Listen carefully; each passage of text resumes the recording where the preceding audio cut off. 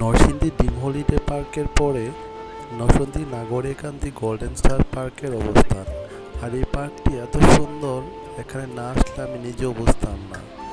প্রতিদিন বিকাল হলে এখানে ভিড় জমে হাজার হাজার পর্যটকের। আর এই পার্কটিতে ঢোকার প্রবেশ মূল্য হচ্ছে 100 টাকা। আর এই পার্কটিতে অনেকগুলো রাইডস রয়েছে।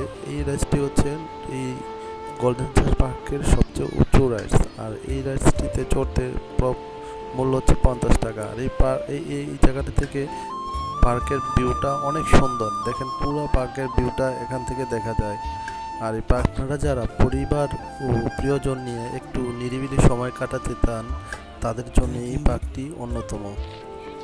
এই পার্কটিতে বাচ্চাদের খেলাধুলার জন্য অনেকগুলো রাইডস রয়েছে।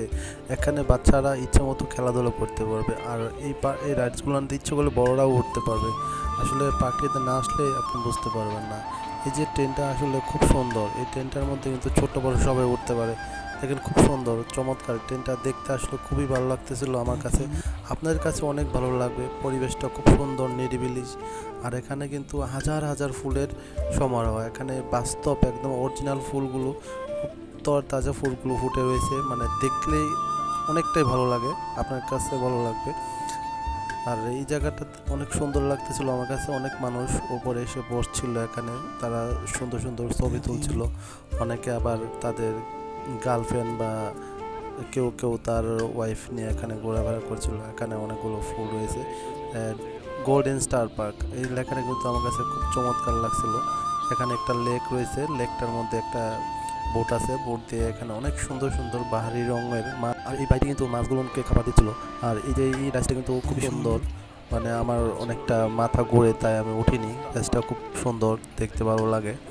আর এখানে অনেকগুলো নতুন নতুন ফুলের চারা লাগানো হয়েছে। এটি একটু বড় হলে আরও সুন্দর লাগবে, পরিবেশটা অনেক কিউট লাগবে। দেখেন, এখানে এই ফুলগুলো একদম কি সুন্দর দেখা যায়। আমার ভিডিওটি ভালো লাগলে অবশ্যই লাইক, কমেন্ট ও শেয়ার করবেন।